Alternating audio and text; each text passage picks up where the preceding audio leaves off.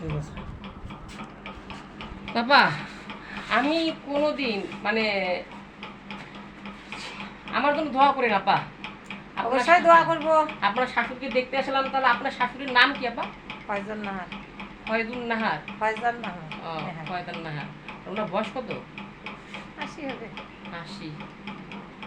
আর আপনার এই পাড়ার নাম কি আপা? রেয়াজ ডাক্তার পাড়া। রিয়াজ ডাক্তার পাড়া। গ্রাম সাতনালা। সান্নালা তো আমারও এলাকা। ও আমার বাসা হচ্ছে ইয়ে বললাম তো ওয়ার্ড স্কুল ওইদিকে। হুম, আর এই তো বললামই তো আমি ডাক বিভাগে ছোটো মোটো চাকরি করি। আর এই আপনার শাশুড়ির দেখা ইনশাল্লাহ আমার 22তম সদস্য। আর দোয়া করিয়েন, এই কাজটা কিন্তু অনেক কঠিন আপা। এই যে মানুষের বাসায় গিয়ে এই আপনার সাথে মেলা কথা বললাম, মেলা কথা, এই মেলা কথা বললাম সাপোজ শুনেন একটা লোকের কাছে গেলে বলতেই হয়। মেলা কথা বললাম, আর নিজেকেও মানে একটু ভয় লাগে, খারাপ লাগে মানুষ কি মনে করে না করে। না, না। তবে আপা মনে রাখেন, জীবনে হয়তো বা অনেক কষ্ট পাইছি আপা, আঘাত পাইছি। আঘাত পাইছে বলেই তো এগুলো হ্যাঁ। বুঝতে পারছি না মানুষ, আমি একটা ঘটনা বলি, আমি এক বাসা ভাড়া থাকি বুঝছেন, ওনার আমি মেয়েকে পড়াই, 2টা মেয়েকে পড়াই। তারপরে পড়াতে গিয়ে 3 মাস পর পর বন্ধ নেয়, মানে পরীক্ষা আসবে 3 মাস পর পর বন্ধ নিবে। মানে আপনি বুঝেন, ওনার বাসা ভাড়া থাকি, ওনার সম্পদ মেলা। তো ওনার বাসা আমি ভাড়া থাকি, উনি প্রথমে ভাড়ার টাকা দিয়ে ওনার বাচ্চা করার টাকাটা কেটে নিতে পারত। কিন্তু দেখেন, এটা তো অন্য জায়গায় কেউ কাজ করতো আমি খুশি হইতাম, কিন্তু ওনার টাকা, ওনার মান্থলি ইনকাম 80 থেকে 90,000 টাকা। তো চিন্তা করে পরীক্ষা 3 মাস পর পর বন্ধ নিয়ে নিবে। তা আমার ভাড়ার টাকা তো উনি 5 তারিখে নেয়, ভাড়ার টাকা 5 তারিখে উনি নেয়, আর উনি আমাকে পড়ার শেষে বেতন দেয়। কিন্তু আমি রাগ করে বসি, ভাই আপনি 3 মাস পর পর ডাকান আবার বন্ধ নেন, আমি ভাই আপনার বাসায় কামলা না, আমি আপনার বাচ্চা পড়াতে পারবো না।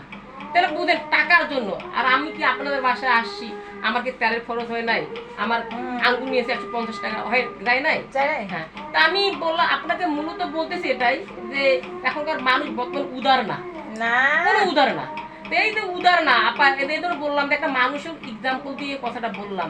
আমি হয়তো অনেক আঘাত পাইছি, অনেক সৎ মানুষ হয়েছি আপা। এই কাজটা বলে আমার ভালো লাগে, এই কাজটা বললে আমার ভালো লাগে।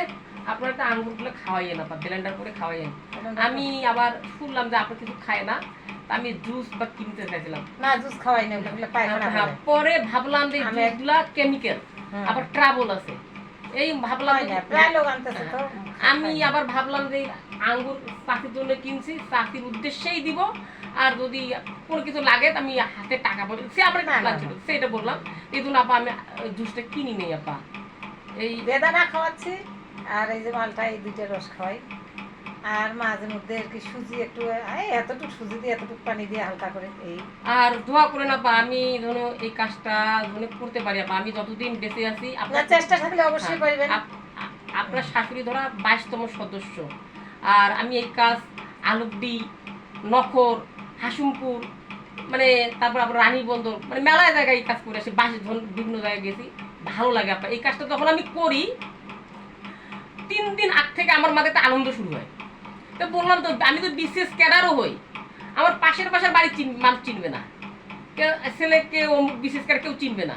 কিন্তু একটা বিশেষ ক্যাডার হতে গেলে, চাকরি পেতে গেলে, আর পিছনে যে কি যে শ্রম দিতে হয়, এটা কিন্তু শ্রম দিতে হয়, টাকা পয়সা বেকার। হ্যাঁ, এটা কিন্তু ভিতরে কেউ জানবে না আপা।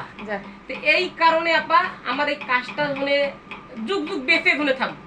আমি মারা যাওয়ার পরে এই জন্য আপনার ভিডিওটা করছি বা কথা, আমার মারা যাওয়ার আমার বাচ্চা কাচ্চাগুলো তো দেখতে পারে যে আমার বাবা এই কাজ করছে, মানুষকে গর্ব করে বলতে পারে যে আমার বাচ্চা, আমার বাবা বয়স্ক মানুষগুলোকে খোঁজ নিচ্ছেন, দেখতে আসছেন। এই আমার এই তথ্যটা ধরে যতদিন পর্যন্ত কেমন থাকবে আমার তো থাকে আপা। বিয়ে করেন নাই তাহলে? বিয়ে প্ল্যান চলতেছে, কথাবার্তা চলতেছে, দোয়া করিয়েন আমার ধরুন। আমি যে মানে এই কাজটা করবেন, এটা যদি আপনার ভাইরা যদি দেখে, দেখে একটু তাতে যদি মনটা যদি হালকা হয়, তখন বুঝবে যে এটা কোন কাজে গেছে, আমরা কি কাজ করছি মায়ের সঙ্গে। দোয়া করিয়েন। আমি ধরুন যেমন টাইপের মানুষ, আমার বউটাও ধরুন ওই আসে ভালো বা ভালো চিন্তা ভাবনা, আমার এই কাজগুলা মানে হ্যাম্পার বাধা না দেয়। যেমন আমি বললাম যে আমি ঈদে স্বামী তিনি বিতরণ করি, কিন্তু কঠিন কাজ আপা। আবার এই মসজিদ বানাইলে ইয়া দেই, আবার এই ইতিমখানায় টাকা দিয়ে আসি। বললাম সামনে ঈদে কুরবানি দেবো, মানুষের জন্য কুরবানি দেবো। এই আপনি ভাবতেছেন 18 সালে 25 সাল আমি কিন্তু মাংস খাইলে এখন খাবো, এটাতে কি তৃপ্তি বা আমাকে কি ফিল লাগতেছে, আমি তো আনন্দ পাচ্ছি, মানুষ সবাই মানে মানুষকে খাওয়াইলে ওইটা একটা আনন্দ। তা আমি যে কি আনন্দ পাচ্ছি, তা যতগুলা আবার বললাম যে রিস্কা চালু যত ভাই আছেন ওদের খাওয়াবো।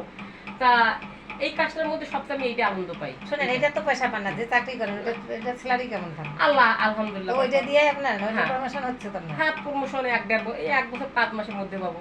ও, তা আল্লাহর রহমতে সরকারি চাকরি করি, বা আল্লাহর রহমতে যা পাই আনা হ্যাপি। বললাম না আপনার, আমি তো বড় ম্যাজিস্ট্রেটও হই, বা আমার পাশের বাসায় কেউ চিনবে না। আপনি কি কয়টা ম্যাজিস্ট্রেটের নাম বলতে পারবেন? একটা পারবেন না। কিন্তু আমার এই আপনার বাসায় আমি এসে গেছি, এইটা আপনি মনে রাখবেন না, বা আরো পাশের পাশে দুজন বলবেন একটা ছেলে আসছে। তা মনে রাখেন, আমি বাংলাদেশ ডাক বিভাগে একটা ছোট কর্মচারী কর্মকর্তা, ছোট একটা ডাকবে চাকরি করি, নাজমুল হুদা নাজু আমার নাম। আচ্ছা ভাই।